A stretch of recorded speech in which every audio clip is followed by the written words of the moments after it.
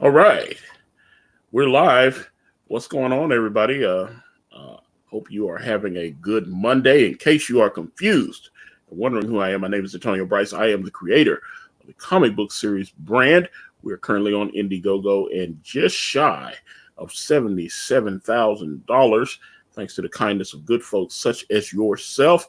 If you actually want to check Brand out, I've got a link to the first 21 pages. You can read it in the description there, or you can type in akaripress.com. It'll take you right there to the Indiegogo page. And if you want to throw some shekels down, we appreciate the support. But I have another one of our creators here. He has a couple of books that he wants to talk to us about. One I know he was able to successfully fund on Indiegogo a while back, but and another project which I will allow him to tell us about. Ladies and gentlemen, please welcome George Peter Gatsis. How are you, sir? Greetings, everyone. Thank you so much, Antonio, for having me on your stream. It's a pleasure to finally talk to you in person through the internet. The interwebs, yes. That's right. All right. Oh my gosh. Well, George, what brings you here today? Because I know you had a book. Was called Joe King. Joe King, yes. Joe King versus the world's greatest average hero. That book is funded. It was successfully funded, and now I'm packaging it up for the backers. And I closed the Indiegogo store and I moved it to my online direct store. So that way it makes way for the brand new book that's going to be coming out, Double O Fluffy. Double O Fluffy. Okay. Well, first of all, tell us about Joe King, because like I said, you've got it moved over to your direct store. I've got a link to it in the description there. Well, tell us about Joe King, and then we can talk about a Double O Fluffy as well. Okay. Joe King is a part of an ensemble group of space misfits who have to save the universe. They have to prevent the dinosaurs from going extinct. It's a very simple job, but somebody's got to do it. And these rascals have quite a bit challenge on their hands. They meet a great deal of characters in different times and different planets. And not only that, but they also have an important message about unity, love, family, and also making sure that you order the pizza just in time, so that way, once your victory is assured, the pizza's delivered. One thing I wanted to ask you about this project, Joe King, is it true that you have answered the question that I had from Avengers Endgame, which is why Hawkeye's wife was Thanos snapped out of existence for 5 years, and then when she came back, her cell phone still worked, and Hawkeye had her phone number. Yeah. You know, that question, and also the fact that 5 years later, not a lot of things have changed.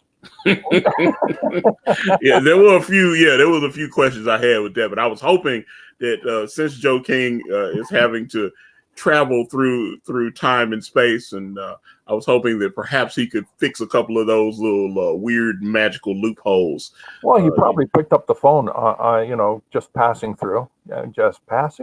That's right.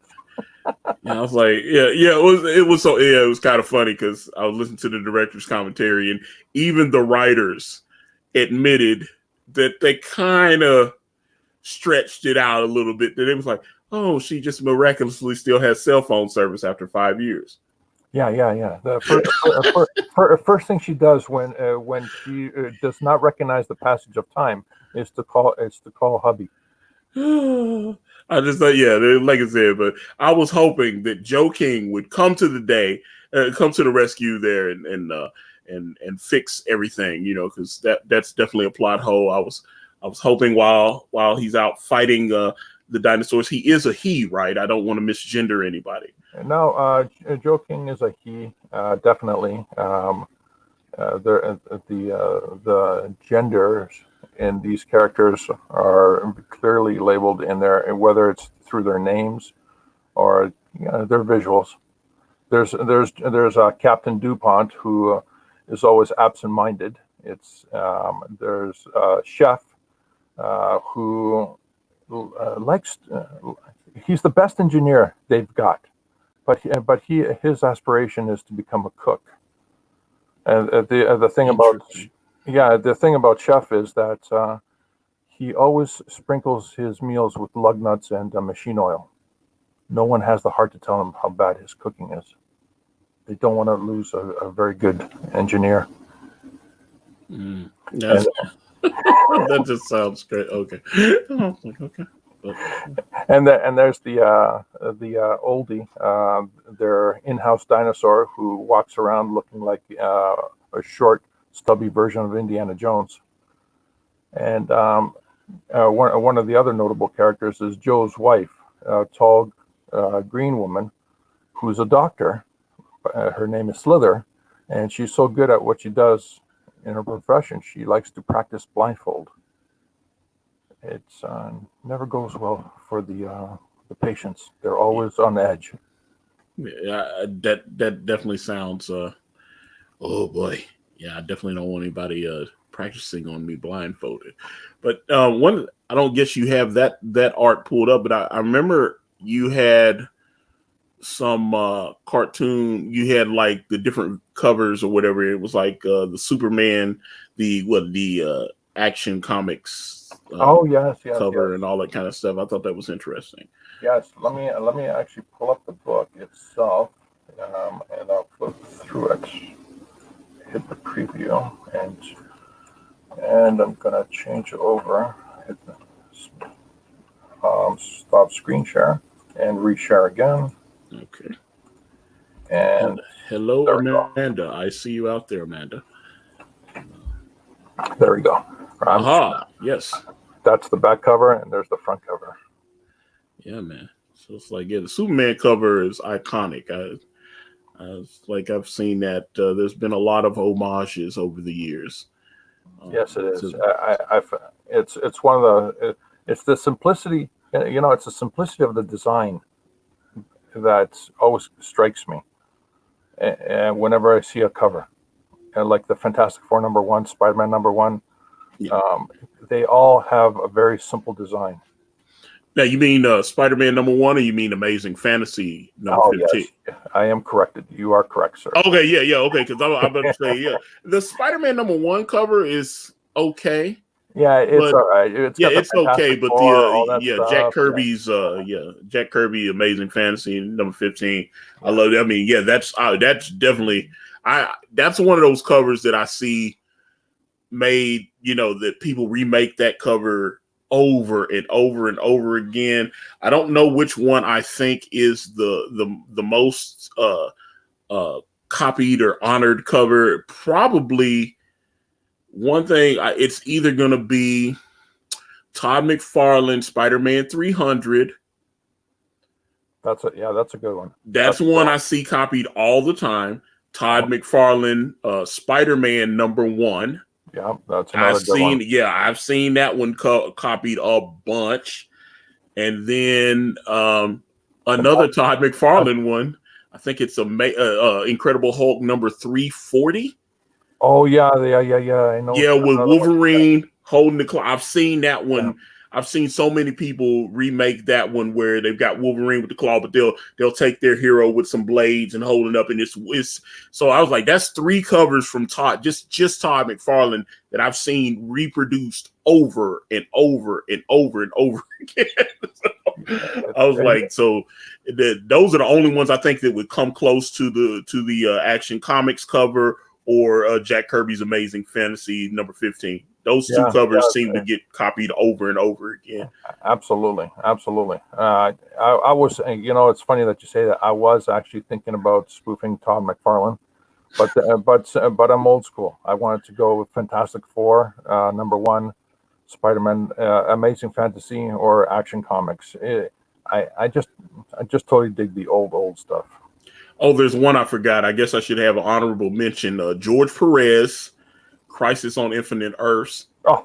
I've seen that one. Where he's holding Supergirl, and he's holding the dead. So he's like, oh, I've seen a few of those remade where people have. Because George Perez, that cover was iconic. But I'd say that would be it to me. I can think of only a few covers like that. So I'd say, okay, yeah. So definitely the Action Comics Superman appearance. Was it Action Comics #1, I think? Or was it? It was Action Comics #1. And I've seen a few people try to do, was it Detective Comics 27, Batman's first appearance? It doesn't seem to, but for whatever reason, I mean, Superman. Yeah, it's a little weak. The Detective Comics. I mean, the and a lot of characters don't swing in the foreground.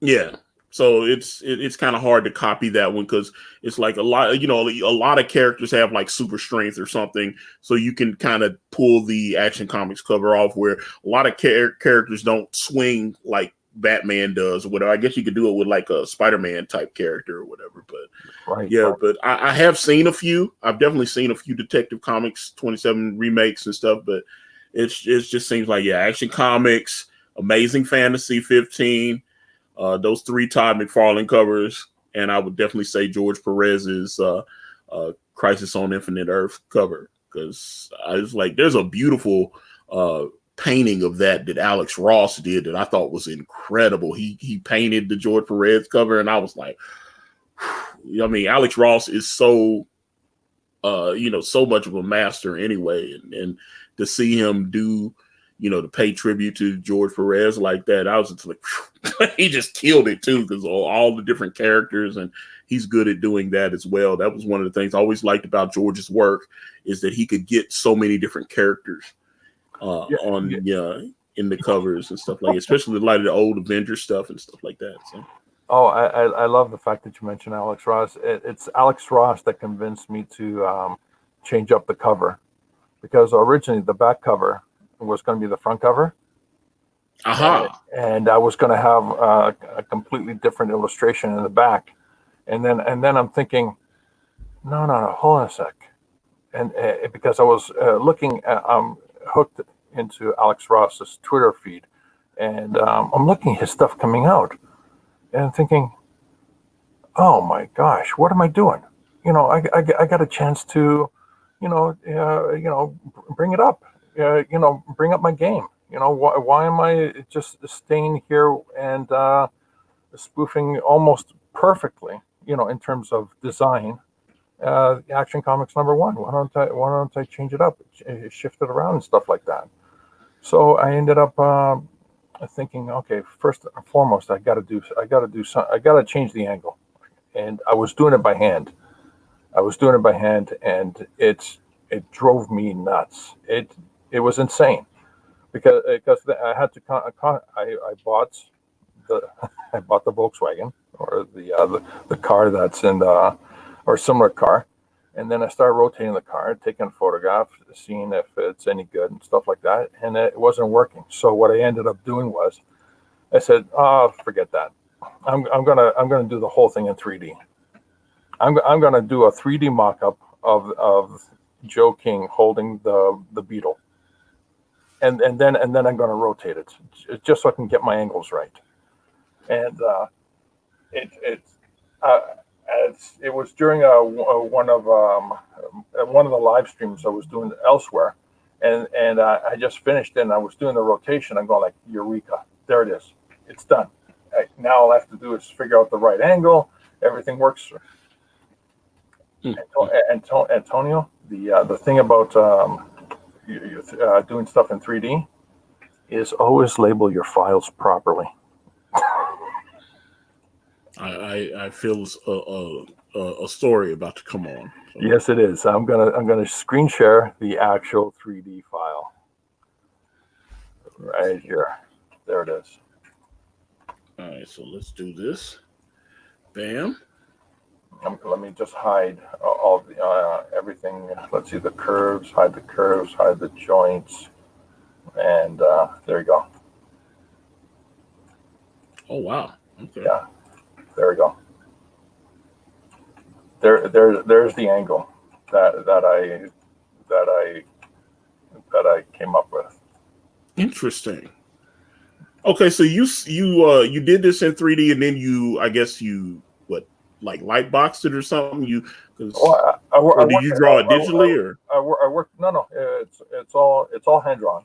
I worked it out in 3D, so I get the idea of the composition, how close it would come to the page, to the edge of the page, of top and bottom, where I'm going to have all the words and play and graphics and stuff. And then I actually just looked at it and said, okay, that's my design. I see the volume of space, and then I just drew on paper. I sketched out what I'm looking at right now. When I finished the sketch, I scanned it in and I continued the sketch digitally. Okay, so that's one of the things I know you were telling me when you first contacted me. You actually do like 3D sculpting and stuff, right? I do. And it looked pretty good what I saw. So let me show you. It's like, I can grab his hands. I can move it. Like let's. So how much when you do something like this? How much time does this take? Because I gather that I tried to draw with one of those digital programs, and you got to know all the I've tried using Photoshop and stuff like that. You got to really know what you're doing. But then I see people like once they figure it out, it's a breeze. But they got all the different brushes and all this. So I don't know how long it takes you to learn something like this. Oh, if you just stick to the standard brush, the default brush, and you get yourself a Wacom screen tablet where you use a what do you call a stylus pen. All right, Antonio, your learning curve will be in the minutes. It'll be that simple. The only thing you have to remember is make sure you save often. Aha. Save often. Because I'm not very. I've tried. I've doodled sometimes, but I'm not a very good artist, unfortunately. So but I've always like say you'd show me. I think you had like some action figures or something that you had sculpted, and I thought those were really good. Oh yes, the angel figurine. Yes. Let me bring it up. Let's see. Where's the screen? Here we go. Angel. Right. And just let me say hello to everyone that is watching in the chat. We appreciate you. Please please share this out, get people here, so we can talk to Mr. Gatsis. And let me check this out. Okay, he's got something interesting here. Bam. Okay, so you sculpted these. Yes, I did. This is the 1/12 scale, single color. There's I forgot how many pieces there's. Let's see. Did I say it in here somewhere? I think. Oh yeah, it's a 50-piece kit. That's right. Oh wow! So it's right in the title. but so like okay, well, I go to your website and I can buy this. Yeah, you can. And then okay, so it says $99, and then shipping and handling. No, that's it. Shipping and handling plus shipping and handling. Oh. I don't know what the shipping handling. I think it's like $10, $15. It's the cost of shipping. Right, but I mean that's pretty standard. So there you go. Yeah. So okay, so you sculpt this thing. Like I said, I've got a link in the description to his web store.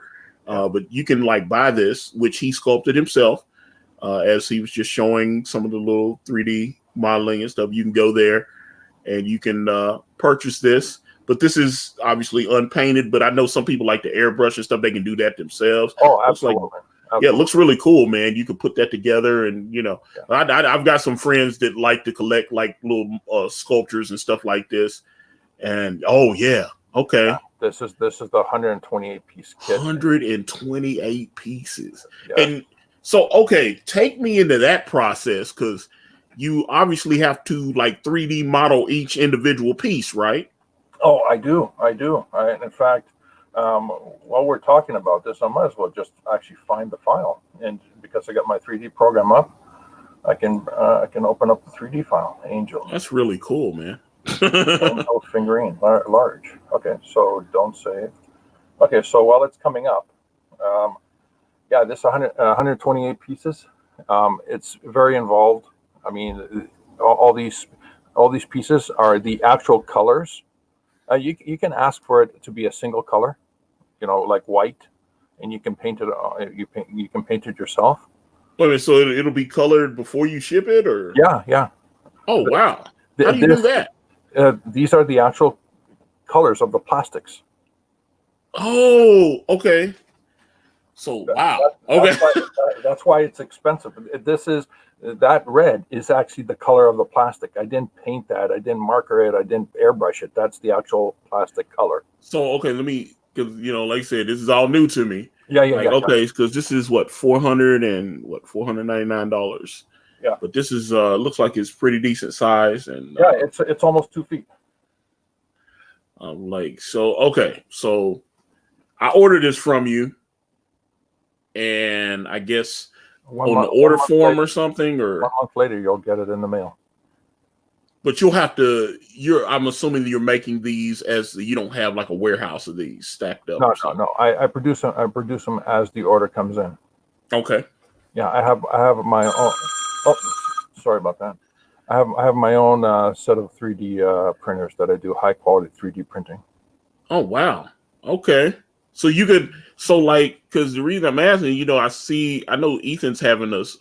He showed part of a sculptor on the stream the other day. He's having like Cyberfrog sculpted and stuff. So you could like say someone has a character, and they give you the references and everything. You could make a sculpture of their character for them. Oh yes, absolutely. I've been doing it already within the community.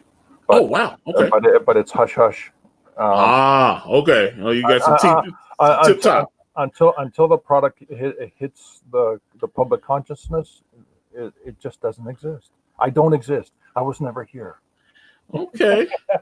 Well, I see you there. I mean, like I said, that looks really nice. I like the way that looks. And your sculpt game is on another level. But okay, so that thing's 128 pages. That's what I was going for. You have to sculpt.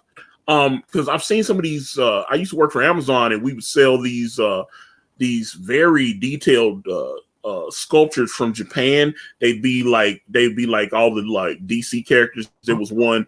It was like say Samurai Darth Vader. Yeah, something like that. It'd be like Darth Vader with like a samurai's outfit on, but it would still, it still looked like Darth Vader. He'd have the samurai sword, but it would be like kind of like a glowing red lightsaber, but it would be like in the Bushido, the samurai sword type style. Yeah, I love that. And, and it, he'd have Darth Vader type helmet, but it would look like a samurai helmet. It was real cool, but it had like different hands, and you could put the pieces together. So I know that there had to be separate molds because it had like interchangeable parts and all this kind of stuff. So 128 pieces. Okay, let me pull this up. Okay. Oh, I see it. Okay, so everything I'm assuming would have to be. This is the 3D model. These are the different pieces that make up the head. Actually, there's quite a few pieces that make up the head.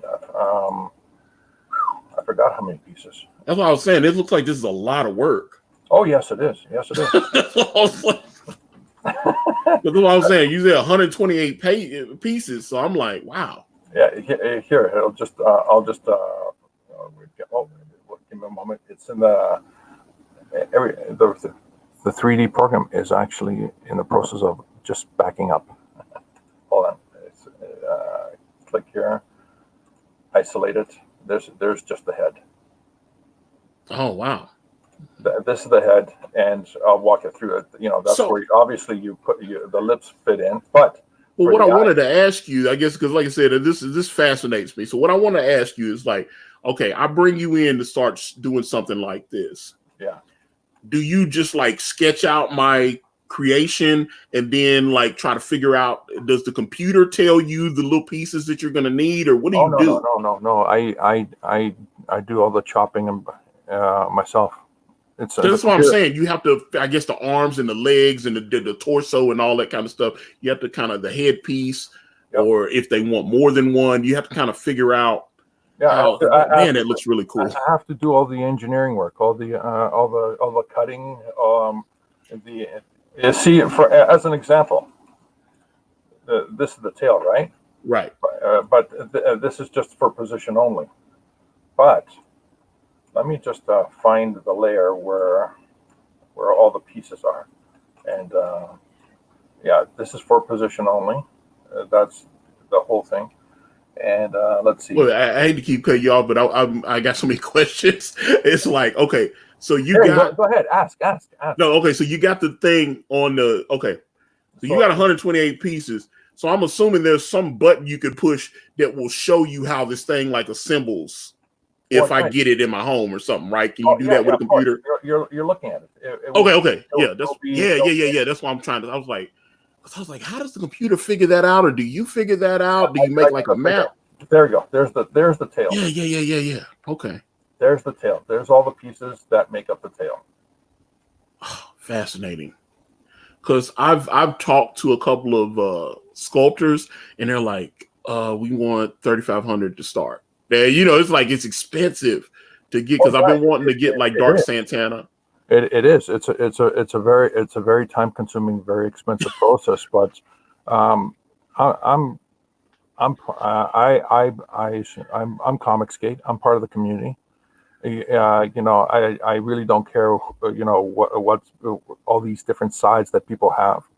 There's only two philosophies that I have in the community. Is that there's no gatekeeper between the creator and the customer, and let the market decide. Everything else is gravy.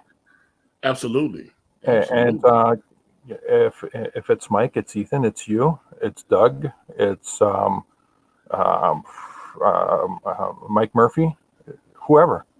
If you want a figurine done, I will work with you. I will help make the process as painless as possible, and it won't business. That's smart.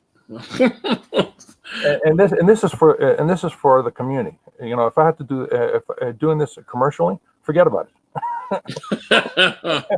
So you're willing to take one for the team and help out fellow darn tootin' right, man. Of course. Yeah, I'm not going to ask for money up front. I'm just going to ask, work with me. Show me your art. Show me that you're, sincere about, getting your project fulfilled to your customers. I will be more than happy to, raise my sleeves and up your game. I will help you up your game to your customers. Well, here's the thing, though, and I say this to people all the time because they're always looking for like freebies and stuff like this. People should be paid for their time. It's like if you're going to do this kind of work. Well, put it in your what do you call crowdfunding? Yeah, absolutely. Or order 20 pieces. That'll help me out. Man. That's it. It's 20 pieces. Cost of the plastic plus my time, and of course the shipping. There you go, man. I love this. This is great, man. I was like, yeah, man, because like I said, there's a lot of cool Comicsgate projects that I think you could really bless with some sculptures. Look at that. The detail on this is like crazy. Just there. Now I pull this out. Now I pull this out. Oh man. Yeah. Now I pull this out. Right, and I'm not even there yet. See, I have these pieces. I have these pieces here, and then, and here's the thing. And here's the pegs for how it works in the back. The pegs are small, but they have two levels to them. This double level in the peg assures that the wings will never fall off, even if you tilt it at 45-degree angle. And so it's a posable figure as well. I got this inspiration from was it Mamoru? Ghost in the Shell? Yeah. But this is actually posable. You can switch the angles or whatever. Or keep arms and I like this. Okay. And here's the details on the hands. These are the claws. How much time did this take? Oh, this took a while. I can't even put a number to it. God! It took a while.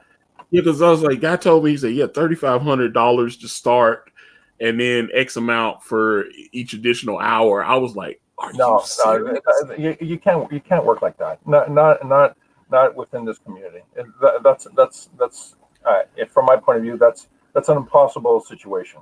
But I talked to a couple of them, and they were giving me the same, I mean, I guess it was pretty standard because I was like, I talked to like 4 different guys, and they were all great, and there's a sculpting group that, where they sell these, like, they make their own, like, superhero statues and stuff like that.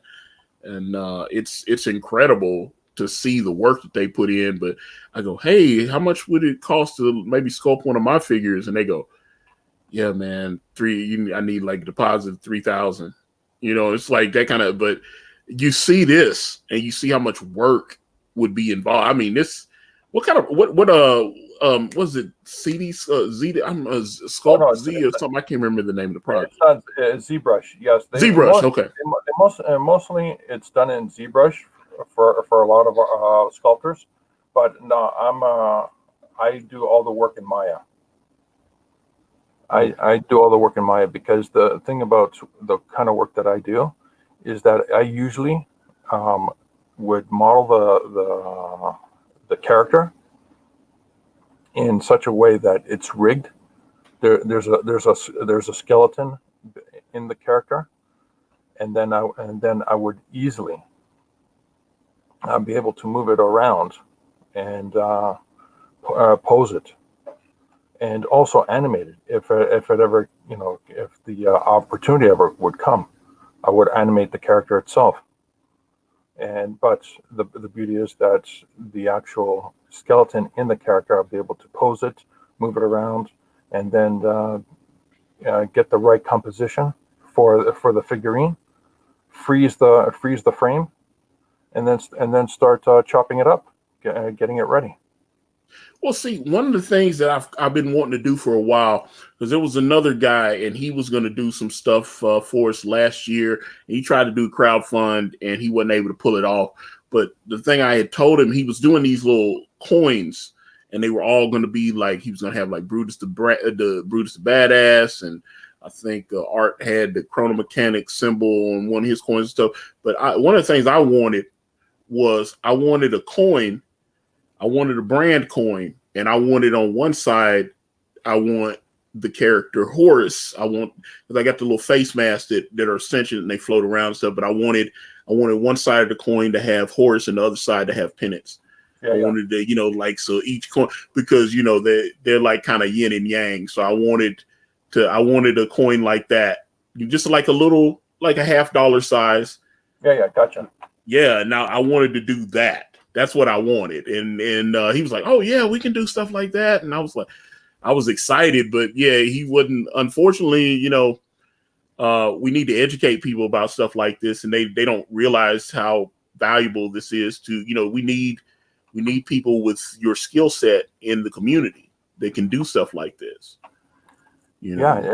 And let me show you something really exciting. I mean, that was the angel piece, right? Right. I'm going to show you a page out of the book right now. This is a page out of Joe King.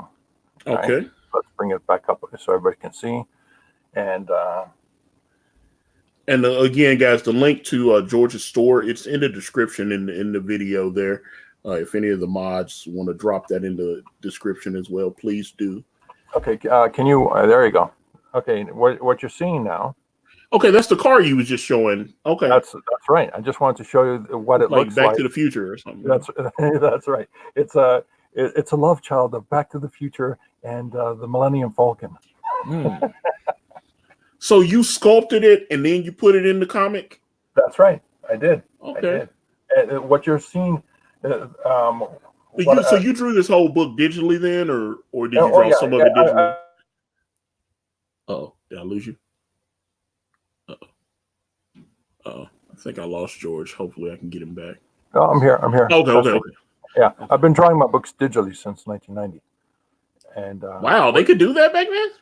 well, you had to be clever. Back then, what I did was I drilled a pencil to my mouse, and I had the mouse always in a position in a 90-degree angle, and I would use my pencil to move it around. And I would do a quick sketch on paper, and then I would use the pencil to trace over the lines on the piece of paper. And as long as the mouse was in a perfect 90-degree angle, I was able to translate that information directly into Illustrator. Back then, Illustrator 88. And so, okay, hold on. Here goes my dear friend Amanda. She said we were, what is that, paginating? I don't even know what that word means. Newspapers in 1995. So since I don't know what that word means, I'm gonna assume that Amanda is using hate speech in my chat and time her out right now. So I don't know what that. Oh my gosh, Amanda. She is. I have no idea what pagnating means.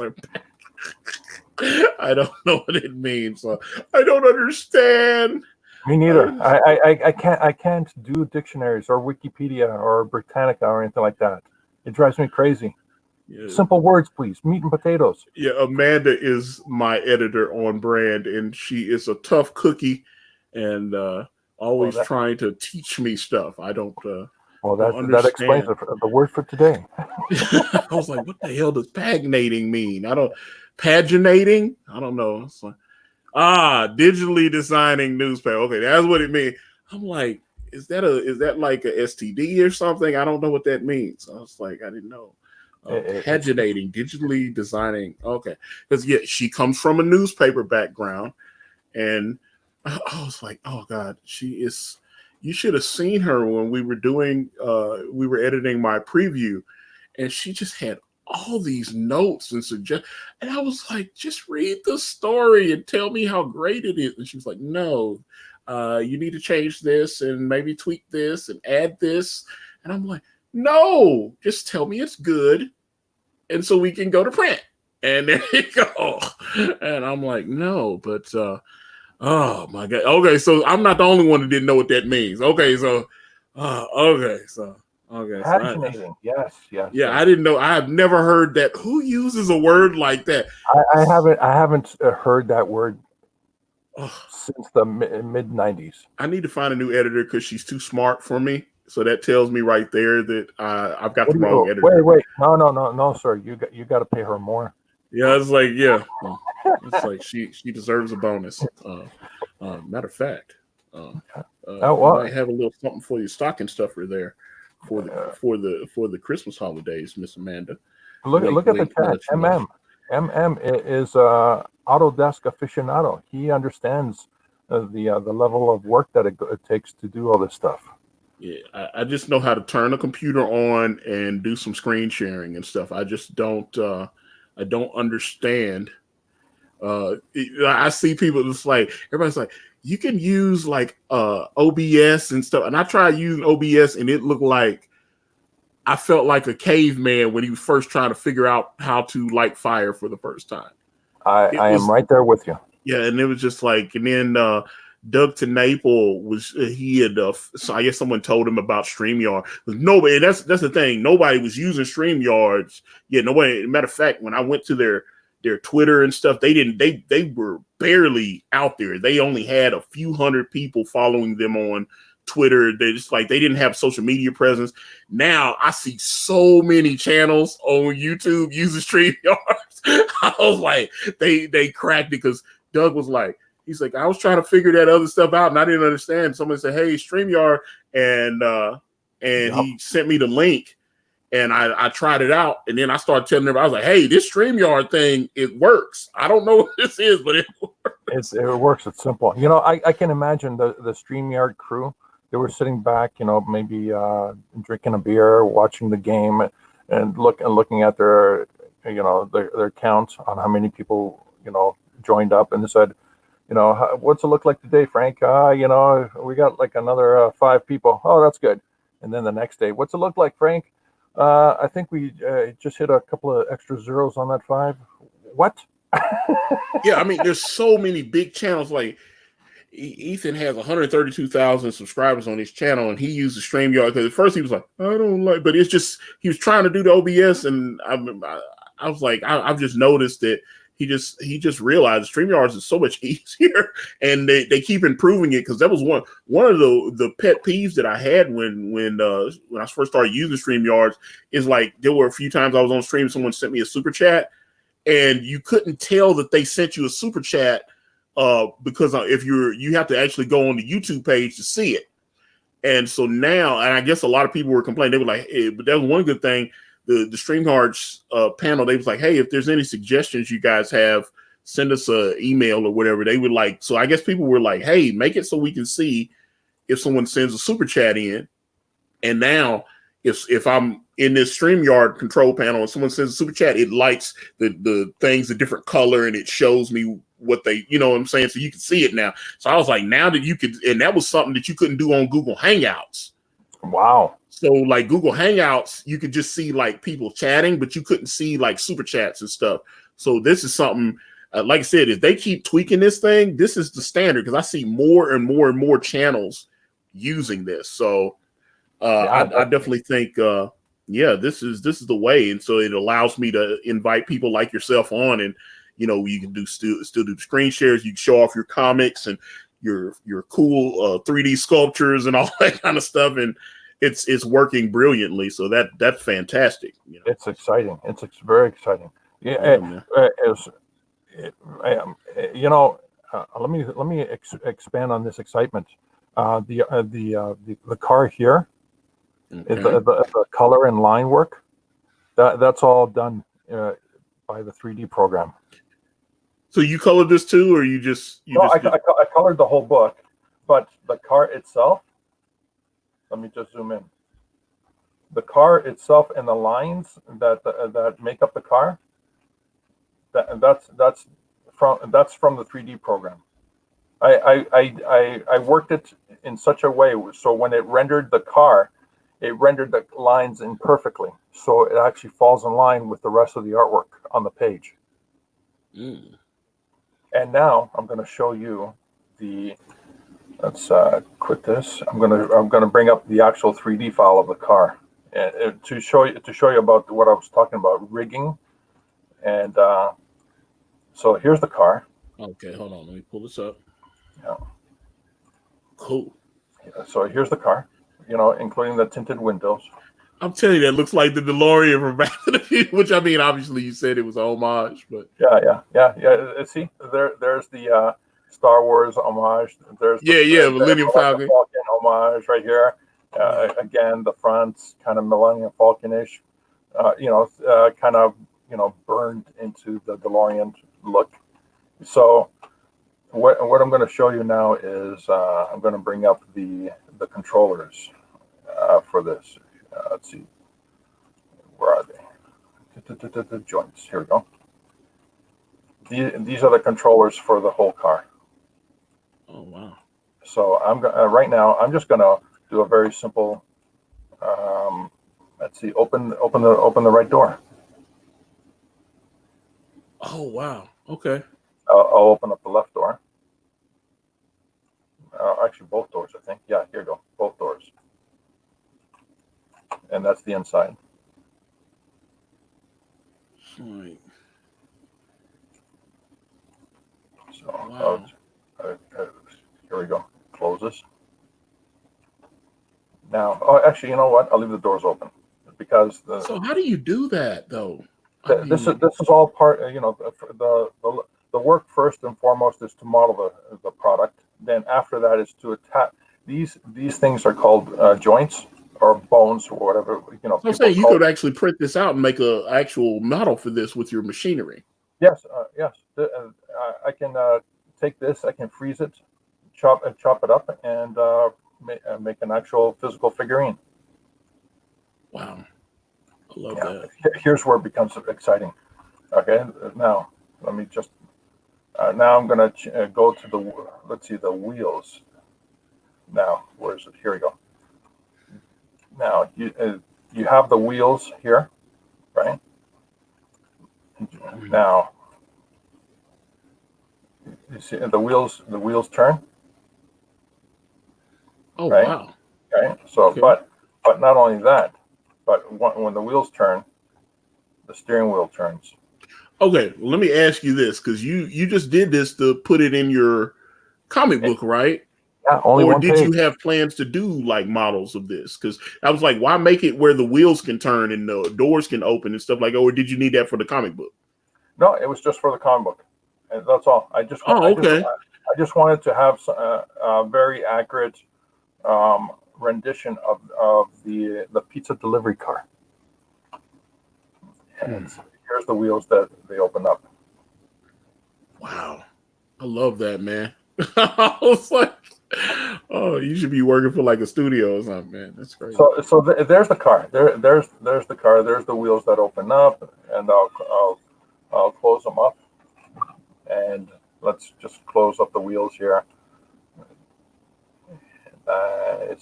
Wait, you know what? It's silly me. I might as well just hide the joints. There we go. So that way you can see without all the technical babble. So here we go. That is so cool, man. Oh, And there it is. There's the car. And this is in one page of the book. All this work, hours of work, modeling and connecting the pieces, getting it to animate, all that just so I can get this prop into one page of the book of Joe King. And how much do you know about how many hours you spent just doing this? Because and this was a couple of weeks. Oh, wow. Yeah. This was a couple of weeks. Imagine that entire page there. Imagine it sitting there blank. I did all the work around it, and I knew what the composition of the car would be. So I actually did all the work already, and then I ended up finishing the car and then bringing it in. Okay. Yeah, that's really cool, man. All right, so I just quit the program so I can save myself a little on memory, and we'll snap right back. There we go. But again, okay, I'm talking to George Peter Gatsis. He's got a couple of projects that are available for sale in his store, which I have the link in the description. He's got some cool models that you can buy. You know, a couple of his books, which one of them is, you see the icon he's got there, is his project, Joe King. Let me put this back up. Bam. Okay, that's up. And then he's got another book that he's going to tell us about. It's called Double O Fluffy. And I want you to tell us about Double O Fluffy. Double O Fluffy is a character that made his debut in Joe King, actually. Oh, okay. And right here. Double O Fluffy. Sorry about the background noise. Oh, no, you're fine, man. Okay, here we go. A franchise is threatening to expand their reach onto the international market. So far, all the governments have not been able to stop their rise to ultimate saturation. This is where the international rabbit of mystery hops into action for another action adventure. And Double O Fluffy. These are the panels. These are all the panels that appeared in the Joe King comic book. And this is the splash page right here. I'm going to be making fun of like the bunny. Yeah. I definitely like the bunny. Okay. Yeah. I think I'm a sucker for like cute things, I think, for some reason. Yeah, I'm going to be making fun of James Bond, My Man Flint, Helm, Get Smart, Police Squad, every I Spy, every single spy thriller drama out there. I'm going to be making fun of it in in the next book. Yeah, like Our Man Flint and it was like what was it? Get Smart were definitely. I've watched Get Smart so much in like reruns and stuff like that, so I love it. Yeah. Well, you know the humor of Get Smart and Austin Powers. Yeah. I'm going to take that humor and crank it up even higher. So, like, how far into this are you going to do a crowdfund for this book, or are you just going to sell it through your store? I am going to do a crowdfund on this book, just like I did with Joe King. Okay. I'm going to be doing original art. As you can see here, here's some first samples. Okay. Oh, wait a minute. Looked like you had to cover some stuff up there. What's going on? Yeah, you know, it's these are the redacted. Well, you know, I don't. Yeah. Okay. All right, a little too hot for TV. I got you. Okay. But Yeah, is this going to be, because I thought Joe King seemed more for the younger folks? Yeah, no, it's joking is for the adults. Whenever someone asks me, is joking what is it, an adult book? I say it's an all ages book. I don't have any swearing. I don't have any nudity in joking, and I make fun of everything. And Well, it looks double. like you've changed your stance there with this What's one. that? It looks like you've changed your stance there with this one. No, I just cleverly put black areas over the artwork. Like I said, I'm not offended by it, but I'm interested. No, there's no nudity there. Okay. I was like, At all. I'm just making fun of the redacted, unredacted documentations that happen in spy movies and stuff like that. Okay. I was like, okay, because the one girl I see there in the corner, she got redacted over her chest there, and I was like, oh, okay. Yeah. Well, as you can see, originally the artwork of the girl here, it was going to be the full body, but I decided to just stop it just above the chest area, or just around the chest area, and focus on our rabbit. So you got the rabbit as the spy. That's right. Interesting. Okay. That's right. And it's going to be a lot of fun. This particular story is I'm going to try to time it out so that way when James Bond comes out in 2020, that the book will be coming out too. Okay. So there's going to be a lot. I mean, when you look at the illustrations in this particular story, you're going to get it. You're going to get it real quick, because anyone who watched the James Bond movies, who watched any of the spy movies, they'll look at the composition and go, oh yeah, I know what you're doing. You're making fun of the James Bond movie with Timothy Dalton when his parachute was burning and he landed on a yacht where this woman was so bored. There's no excitement, and then he lands right into her lap. Oh well, there you go. Well, you know, it's Bond. You gotta have that fun there. So when you say you're gonna launch this in 2020? Yeah. I'm working on it right now. Okay, cool. But when I launch it, I'll show off quite a bit of artwork to get everybody excited about. And in this particular book, there will be a lot of original pieces of art, just like this stuff here. There will be a lot of original art that will appear in the book. Okay. Well, obviously, you guys can go to GeorgePeterGatsis.com. You know, you can check the link in the description there. You know, and like definitely support his online store there. How many pages do you think this book is going to be? Because I know the other book was like, what, 120 pages? That's 100. This will be 120 pages as well. Oh, wow. Yeah. Whew. Yeah. Okay. It is a humdinger. You know, the crazy thing is, I advertised Joe King as 96 pages, and then and without even putting any pressure on the backers. As time progressed in the 60 days that the book was on Indiegogo, I said, oh, by the way, I'm going to be bumping up the campaign. Everybody gets original art. And then as the campaign was getting close to the end, oh, by the way, I'm also going to be including 18 trading cards. Oh, by the way, I'm also going to be bumping the book up to 120 pages. at no extra cost to anybody. No stretch goals. You know, you Oh, buy wow. the book. All the cost of the book and the shipping is already included in the price. Well, that's good. And like I said, you managed to get successfully funded on Joe King, which was awesome. Yeah, this one. Yeah. Yeah, like I said, I like the bunny for whatever reason. I like the bunny. I can't. Here's More the trading bunny. cards. Here's the trading cards that are going out with Joe King. Okay. Have you started shipping those yet, or? No, this will be shipping shortly.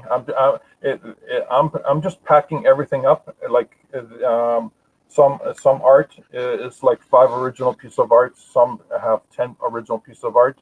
I'm putting them into very special slip cases, binders.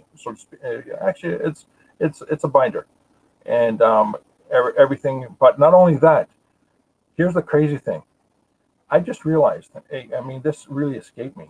Next year is the 30th anniversary of the very first time I published back in 1990, September 1990. And when I was moving boxes around and cleaning up space and stuff like that, I found the very first printing of my first book. And I found enough of them to actually include in the backers that are getting their books.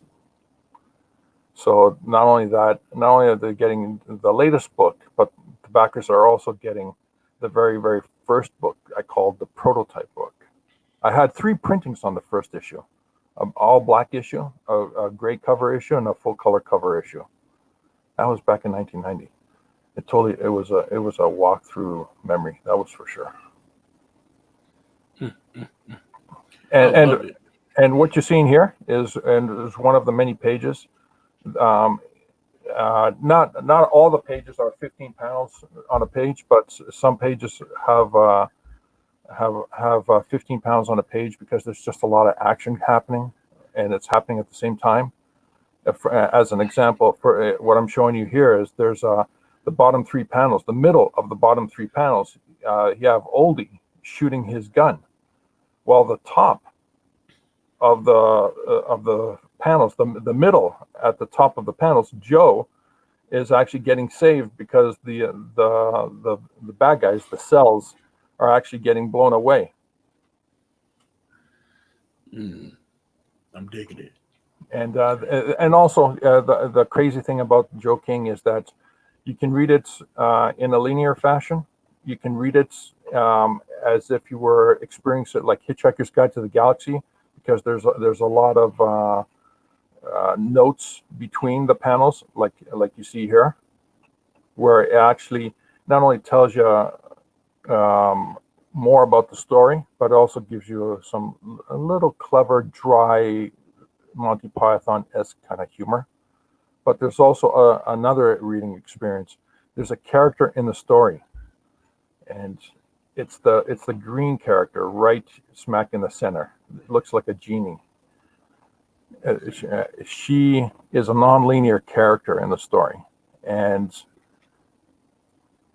that character, the only way you're going to experience that character is if you go to page 106, panel 2, and you can follow her adventures throughout the 120 pages by jumping in her linear experience is everybody else's non-linear experience. Is that crazy? It is not crazy. And I see Comic Book Bob says, George, hit me up when you're done. I'll do a review of your book. And so that is always a good thing. Oh, thank you, Comic Book Bob. I will. How do I find you? Are you on Twitter? And he's definitely on Twitter, and he's also part of my podcast that I do with him and Boogie Bentley and Yuli Carter called The Wrestling Council, which is every Thursday night at 10 p.m. Eastern Standard Time. We rotate the channels. I think we're on Boogie's. We're on the S&B network this week, which you can find at. Great. Now that I got my a lot of my bookmarks re-bookmarked in YouTube, I will track you down, Comic Book Bob. I just discovered just before we came onto the show here that I had been unsubscribed by YouTube. Yeah, that, like I said, they've been doing a lot of stuff here with the quote unquote algorithm and all that kind of stuff. So, well, I mean, George, this has been fun. I've enjoyed our conversation. Looks like you are welcome to come back when Double O Fluffy launches. I like the bunny. We got to give the bunny love. Yeah, let's go back and let's have a look at the bunny. There we go. There we go. Right there. Yeah. Oh yeah, got to get that bunny. But George, how can people reach out to you on the interwebs there if they're wanting to maybe buy some of your wares? Obviously, the link is in the description, but they might want to they might want to have you sculpt something for them or something like that. All my contact information is at georgepetergatsis.com. You can't miss me. I'm like a rash on the internet, a very small rash, that is. All right. Well, yeah. But you can reach me out there. My email's there. My phone number's there. My corporate address is there. You can also reach me. You can find me anywhere. Just type in the word George Peter Gatsis, and you'll find me on Twitter. You'll find me on the YouTube. You'll find me on BitChute, where all my videos are. So you make videos and stuff. Oh yeah, I've got hundreds of videos on BitChute. Antonio, I've been shadow banned. Do you remember back in 2009 when the Colbert Report had a Star Wars challenge, lightsaber challenge? Yes. Well, I did my version of that challenge, and I had 30,000 views. But there was other videos that were in hundreds of thousands and millions of views. But for some reason, every time somebody did a search during the challenge, my video would come up to be first. And then next thing I know, my video got flagged, my video got deleted, my channel got blocked. Oh, wow. And I didn't get it resolved until after the challenge was over. But you're back. You got a YouTube channel and stuff. Yeah, and you're back now. I became aware of this whole shadow banning, and I didn't even understand what it was back then. But then when BitChute a couple of years ago, or more than a couple of years ago, was just in its infant, just a concept. I joined the team. I said I'll put up my videos there. And then I started putting all my videos there. I migrated everything from YouTube. I had hundreds of videos on YouTube. I moved them all over to BitChute. So now I live stream. I put videos up on YouTube, and then once the video gets backed up to BitChute, I delete it and I continue. So I only maintain one video on my channel, which is a half an hour animated Joe King cartoon on my YouTube channel. Okay, definitely something I might need to check out there. I'm assuming you did that with the 3D modeling or whatever. I did. It was not only that. It's the whole film is 3D modeled, composed. I did all the work. There was a wonderful gentleman named Daniel Grant who actually did the source modeling for Joe, because he did such wonderful cartoonish what we call facial features, the rigging and everything. And from there, I made an animated film, a half an hour. It was about 45 minutes, but I chopped it down to a half an hour. And it's been sitting on YouTube for quite a while. And I use that as the backbone to my channel. And every other video that I create, I do it on YouTube, and then once BitChute automatically uploads it or sucks it into their system, I delete it off of YouTube and I create another video. Okay, all right. People keep telling me to look into BitChute. I need to check into that. It's a wonderful channel, and you know what? BitChute makes it very, very easy to reward people with PayPal. It makes it very easy. It's so ridiculously easy. The video views that I got off of BitChute are a lot more than what I had on YouTube. In fact, one of the videos I did was about the tickets, the phantom seats that were purchased for the Rise of Skywalker. Well, that video got hardly any views on YouTube. But when BitChute took it into their system, they brought it in as an invisible, unpublished video. And I'm going like, wait a minute. The only reason BitChute would bring it in automatically as an invisible, unpublished video is if the video was actually shadow banned in the metadata. So I published the video, made it visible, and I got a whole lot of views on it compared to what I had on YouTube. You made me. I need to look into this BitChute because I've heard some other people say, hey, because my channel got flagged, earlier in the year, and I lost a bunch of content and everything. Everybody was like, Antonio, you need to look into BitChute. So now you're making me definitely want to look into it. So maybe that's something I'll work on this afternoon as I do. Well, you could try. You could open up an account, upload a video that's exactly the same, or take a copy of one of your videos, upload it there, and then compare the view counts on your YouTube channel compared to BitChute. Interesting. I think I will do that, sir. I appreciate the knowledge. I have learned a lot this stream, but guys, this has definitely been fun. George, I appreciate your time and joining me here today again. Please look me up when you're about to launch 00 Fluffy. I think you can have. I will. If it's not asking too much, maybe I'll do the premiere launching of 00 Fluffy on your channel. Well, that is a possibility. If we can, if we can, just like I said, as long as I know in time, we can schedule it for sure.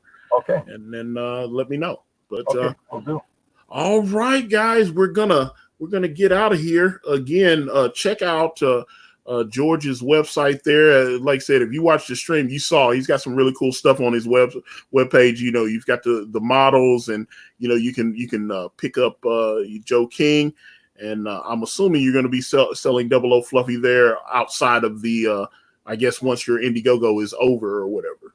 Oh yes, I will move 00 Fluffy off of the Indiegogo. The Indiegogo campaign is where you get all the awesome perks, all the awesome extras and all that stuff. I mean, I'm just going to make it as meaty as possible, and all the money that comes out of that campaign will go right into delivering that project to its fullest. Every penny that I got from Joe King went into the product, the trading cards, the original art, the fulfillment, the shipping, everything. And that's what I want to do. I am grateful to the people who backed it. I'm very grateful because they helped me realize it's from digital to print, and after that, the book is available on the online direct store.